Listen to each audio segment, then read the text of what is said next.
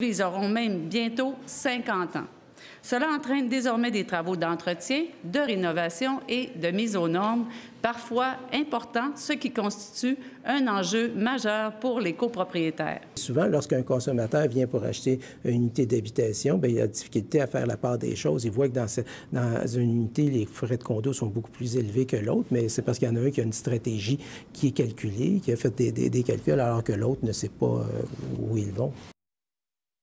Québec donne un sérieux coup de balai dans le milieu de l'habitation, plus particulièrement dans le milieu des condos. Une réforme déjà amorcée par les libéraux, mais le projet de loi est à nouveau déposé et devrait se poursuivre.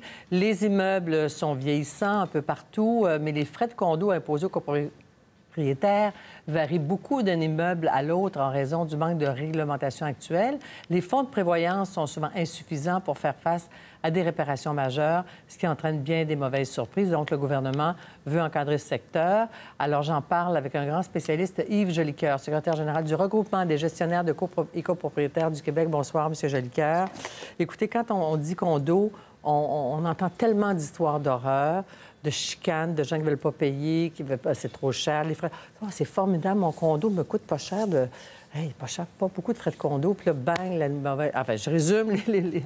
Alors, pour vous, en quoi cette réforme peut être intéressante, rassurante ou pas pour les copropriétaires? En fait, je pense qu'elle est très sécurisante parce qu'on force finalement les copropriétaires à se prendre en main, à établir un carnet d'entretien à l'égard de leur bâtiment, à provisionner financièrement les travaux dans le futur. En fait, c'est comme finalement l'épargne retraite. On entrevoit les travaux futurs, ce qui évite, somme toute, des dérapages d'assemblées de copropriétaires, parce que c'est le parfait bonheur, une assemblée de copropriétaires, jusqu'au jour où on leur demande de payer des sommes significatives pour refaire une toiture, pour refaire de la fenestration. D'autant plus que le déficit d'entretien, parce qu'on peut parler littéralement de déficit d'entretien, a des conséquences en termes d'assurance. Tout récemment, un assureur majeur s'est retiré du marché de la copropriété. On commence à avoir peine à trouver des assureurs. Pourquoi? Parce que les risques sont trop élevés. Les immeubles ont été mal construits, soit mal entretenus, et ce n'est pas le rôle d'un assureur de se substituer au déficit d'entretien. Donc, on va responsabiliser les gens. En fait, on va mettre le véritable prix d'être copropriétaire. L'investissement en copropriété était un bon investissement jusqu'à date, les gens qui ont fait des grandes marges, et ainsi de suite. Mais c'est plus qu'un investissement du court terme, c'est un investissement de société. On veut densifier le territoire, on veut pérenniser nos centres-villes, mais ce n'est pas avec une copropriété malade. Alors, somme toute, le geste de la ministre Laforêt aujourd'hui est, dans le fond, de rappeler à l'ordre notre copropriété pour qu'elle vive mieux dans le futur. Et la clé de cette réforme, c'est justement de garnir les fonds de prévoyance et forcer la création de carnets d'entretien, mais tout ça sur une base volontaire. Ça va être obligé... le Code va prévoir que c'est... En fait, on va créer une obligation pour les syndicats de mettre en place un carnet d'entretien, un peu comme un véhicule. Okay. On fait le changement d'huile, la même chose en matière de copropriété. On va également obliger les syndicats de copropriétaires à faire ce qu'on appelle une étude de fonds de prévoyance pour savoir combien exactement on va devoir contribuer annuellement.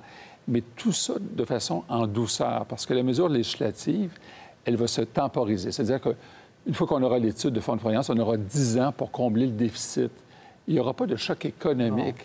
C'est plus une culture de maintien d'actifs qu'on met en place. Est-ce qu'il y aura une augmentation dès l'année prochaine de la contribution au fonds? Est-ce qu'il n'y aura pas un minimum dans la loi de 5 Est-ce que c'est toujours là? En fait, la loi le prévoit déjà, cette obligation de contribuer au fonds de prévoyance.